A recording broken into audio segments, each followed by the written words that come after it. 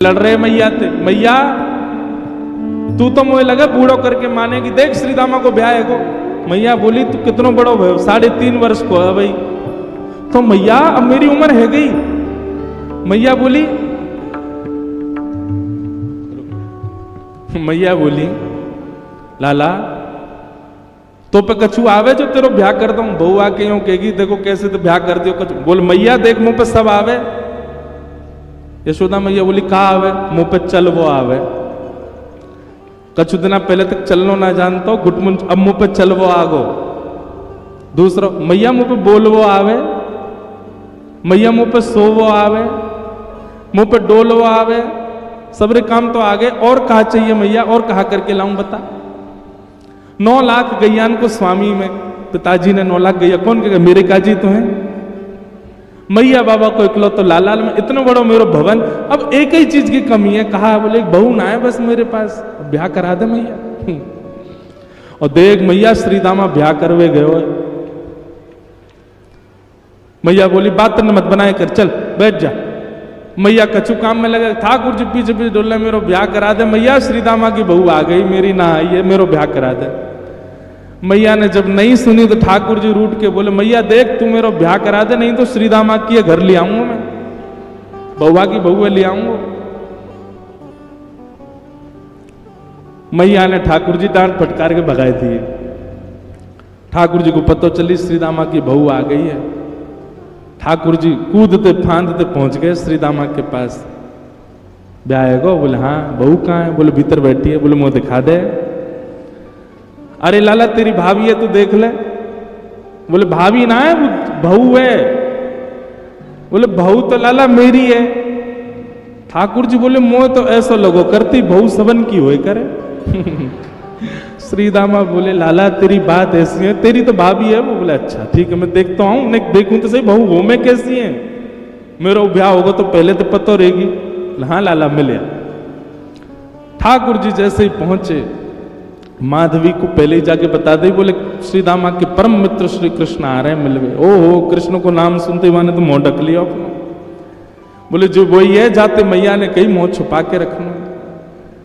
ठाकुर जी ने खूब अनुनय विनय किया, हाथ जोड़े पाम पूज लिए। बोले भाभी ने मुंह दिखाए दो, नहीं दिखाए। ठाकुर जी बोले तू जाने ना आया भाई, मेरे मुंह को देख, मेरे मुंह देखवे के काजे करोड़न वर्ष की तपस्या करें, इतना नाम जप करें, उंगली घिस जाए तब वो मेरा मुंह ना देख पाए, और मैं तेरे आगे हाथ जोड़ खड़ा हूं तो देखना रही है। माधवी कुछ नहीं बोली। ठाकुर जी बोले ठीक है जा रहा हूं, तड़पेगी मुंह को देखवे के काजी। चले गए। लेकिन माधवी को उसी समय से बेचैनी होने लगी जैसे ठाकुर जी गए ना। अब तो कहीं भी जाती है गोपियां चर्चा भी कृष्ण की करती हैं, बैठती है तो चर्चा श्री कृष्ण की होती है। सब गोपियां आपस में बात करती हैं तो माधवी उनको समझाती है, अरे तुम कैसी कन्या हैं, अपने पति के बारे में बात नहीं करती, वो उसके बारे में बात करती रहती हो। नंद जी को लाला ऐसा, नंद जी को लाला ऐसा। एक गोपी से यूं तक सुन ली माधवी ने कि वाकई उम्र अभी 3.5 वर्ष की है। तो माधवी बोली राम राम राम, शर्म नहीं आती? नेक सो बालक वाकु प्रियतम मानो तुम।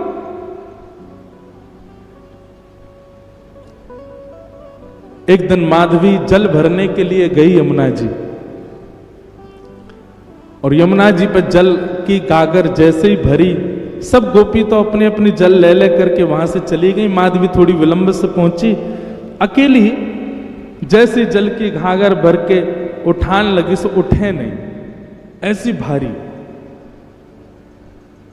अब इत को देखे कि कोई आ जाए, आकर के नेक ऊंचाई दे, या को मेरे मूड पर धर दे, सिर पर तुम्हें ले जाऊं। खूब प्रयास किया लेकिन कोई दिखो नहीं दूर दूर तक। तभी नंद नंदन बांकी अदा से चलते भय वहां पहुंच गए।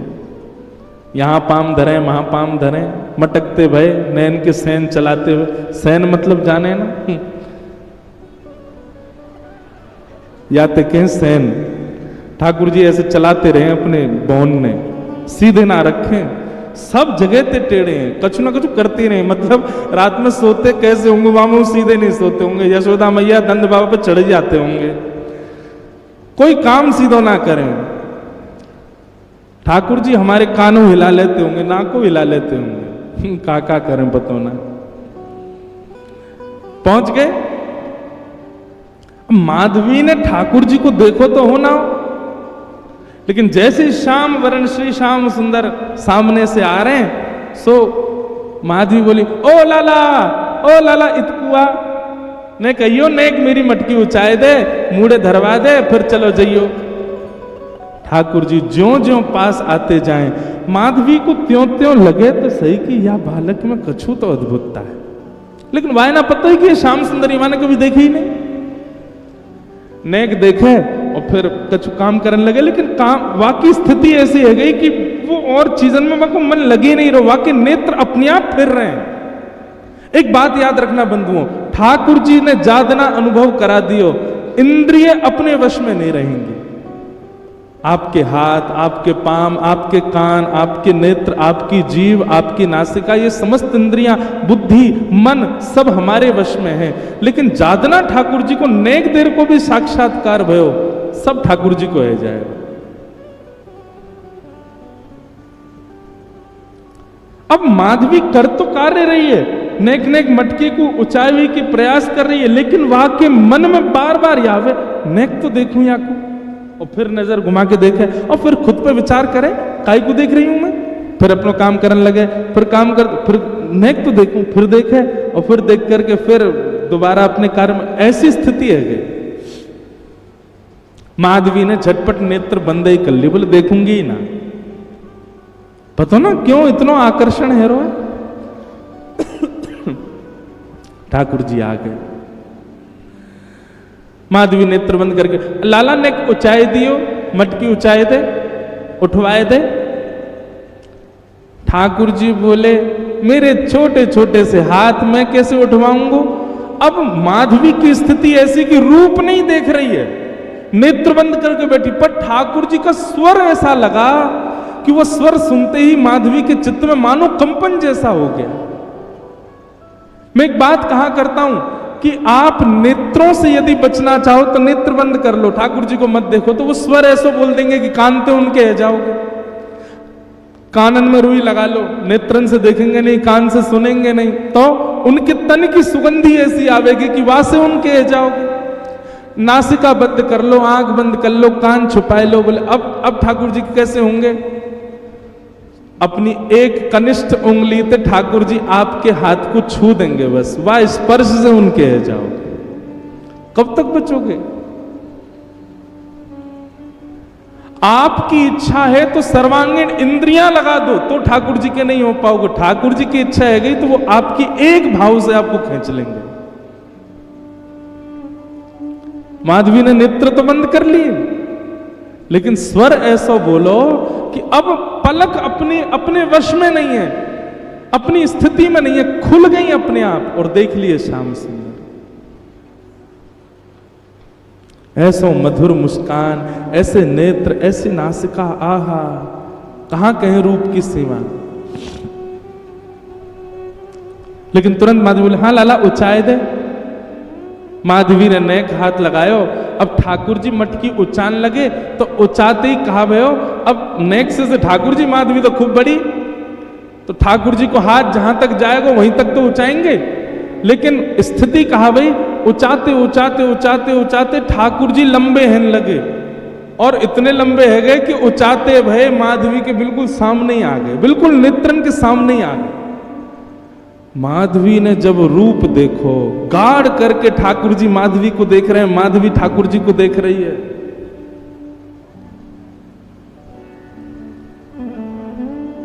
अब कहां ते ले जाएगी। अब स्थिति है का ले जावे की मटकी।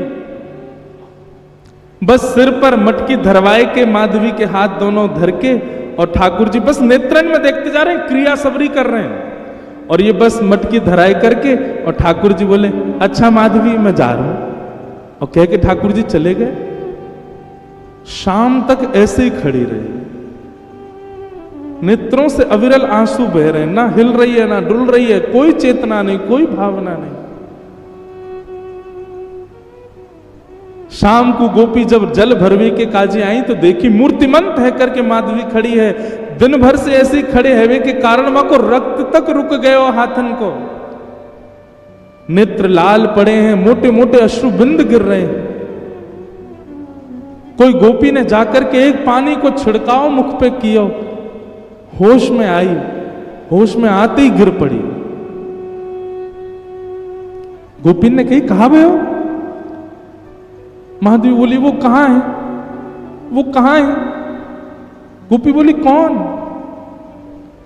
अरे मेरी मटकी ऊंचाई के गए हो, ऐसे कमल जैसे नेत्र, ऐसी मधुर मुस्कान, पता नहीं क्यों उसके प्रति इतना आकर्षण हुआ। और बहन कहा कहूंगा को स्वर सुनकर के तो मैं अपने वश में ही नहीं रह पाई। कृष्ण नाम जब ते श्रवण सुनो रियाली, भूली री भवन में तो बाबरी भई रे। और इस पद की सबसे सुंदर पंक्ति मुझे लगती है, रोम रोम हो मैं तो श्रवण मई रे। मानो मैं कान बंद कर लूं तो कब तक करूं, मेरे रोम सुन रहे हैं उनका नाम, मेरे रोम पुकार रहे हैं उसको, मेरे रोम देख रहे हैं कि वो कहां चला गया। पहले 2 आंख थी, 2 कान थे, पर अब रोम रोम उसका हो चुका है। कहां तक छुपाऊं, कहां तक रोकूं खुद को।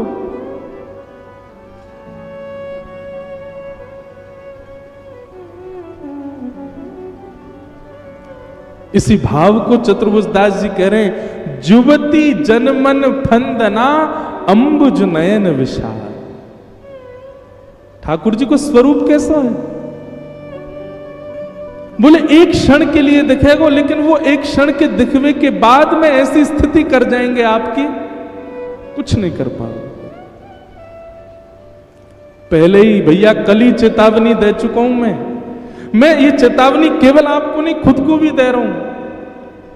ज्यों ज्यों रस बढ़े, ज्यों ज्यों कथा में भाव बढ़े, मैं खुद को भी चेतावित करूं कि अरे भाई ने रुक जा, ने डट जा, ज्यादा मत जा।